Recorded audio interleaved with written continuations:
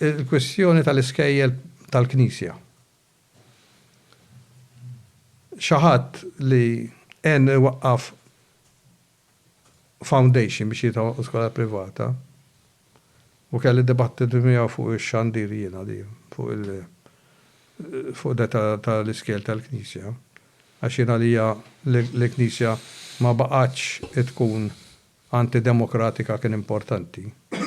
Tajjeb, jekk vera toffri l-aħjar edukazzjoni, ma tistax inti telimina l-nies oħra ma jaffordjawx.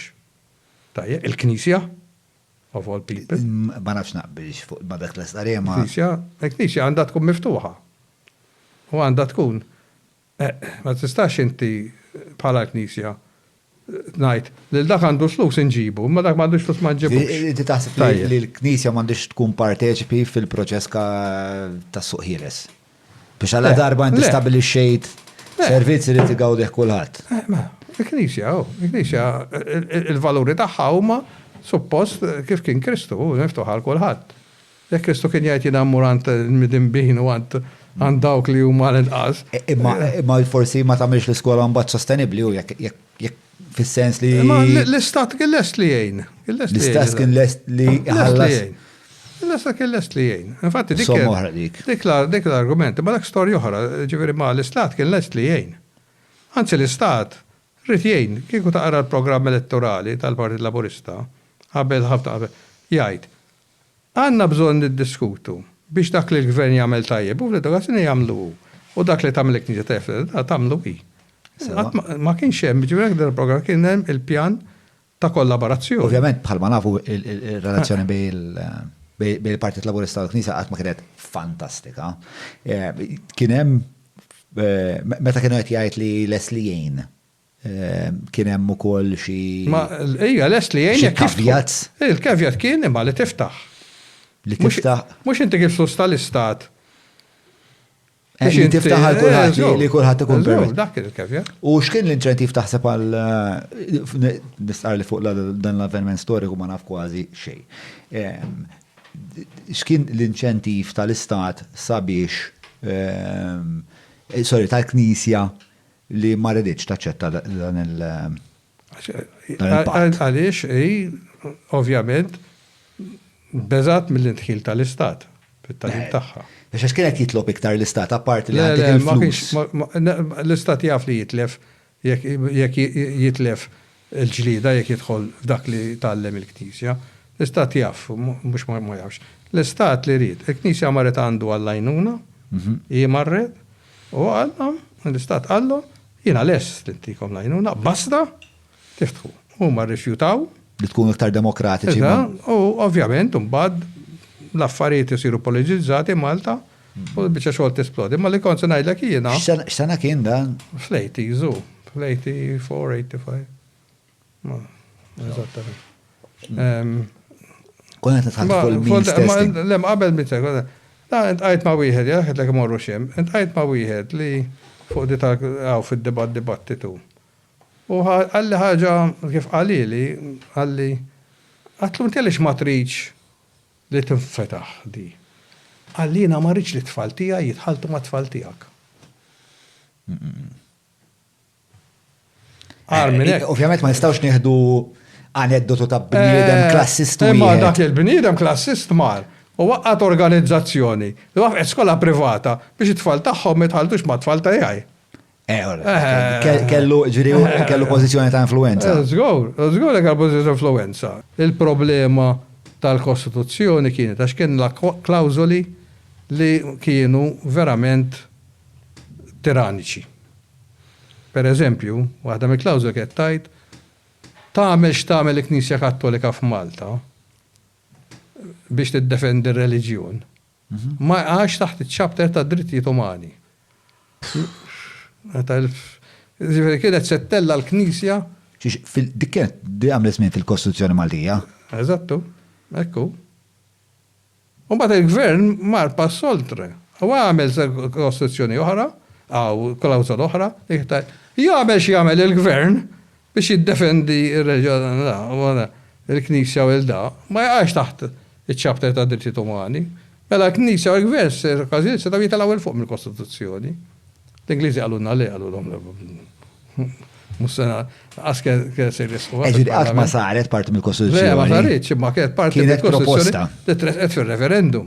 Kienu stiduna mill-lom l-aġġornament tal-kleru, ma siex ħadu għosbija, ma tenattom jina naqra l-Vangelu jiskomodani. Mintom ma tiskomodawniex. Xana ninferixxu minna dik li huma l-Vangelu.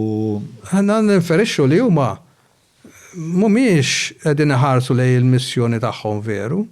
Mela jekk jiena naqra l-Vangelu, jgħid isma' jiena nagħmel affarijiet aħjar milli qed nagħmel. Imma jekk titkellem ma' qassix jew mur il-knisja jew mur da ma jagħmilx effett.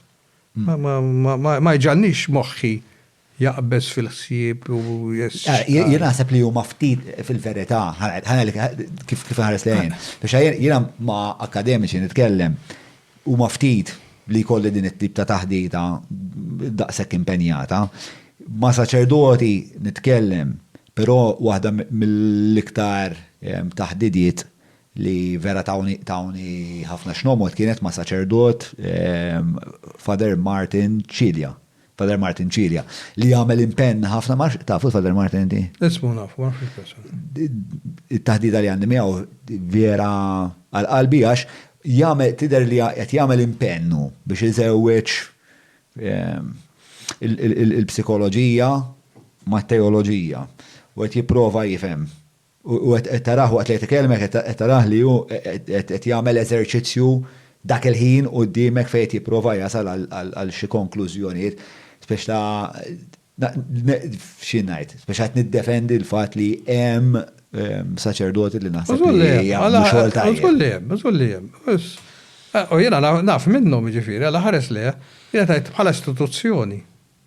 U għaddi fil-Knisja hemm qassisin li jafu li għax jagħmlu tajjeb huma wkoll taħt attakk minn ġol Knisja stess.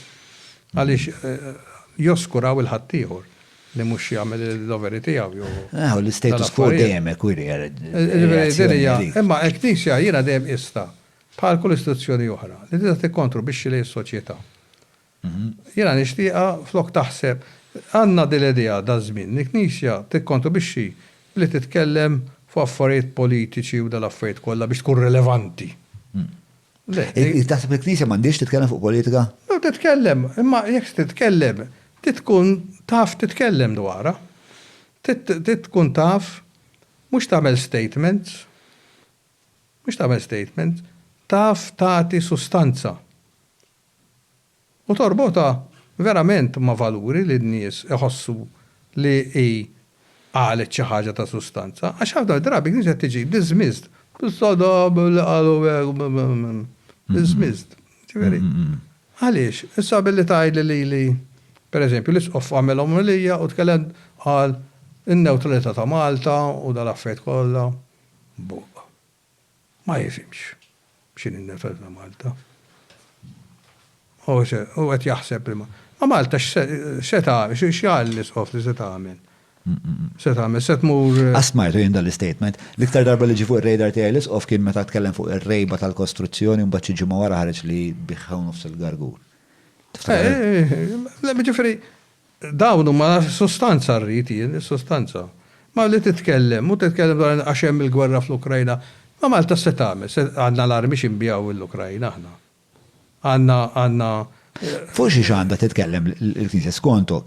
Għandha titkellem jien pereżempju ta' verament x'inhu s-serq, inqas ta' li ma tħallas it-taxxa huwa serq.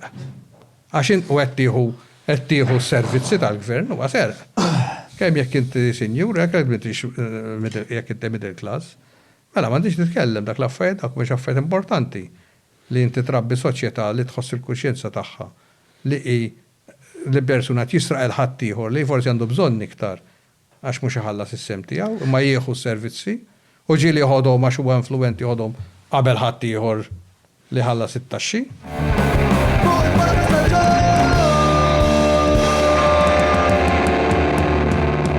Mela tlaqna.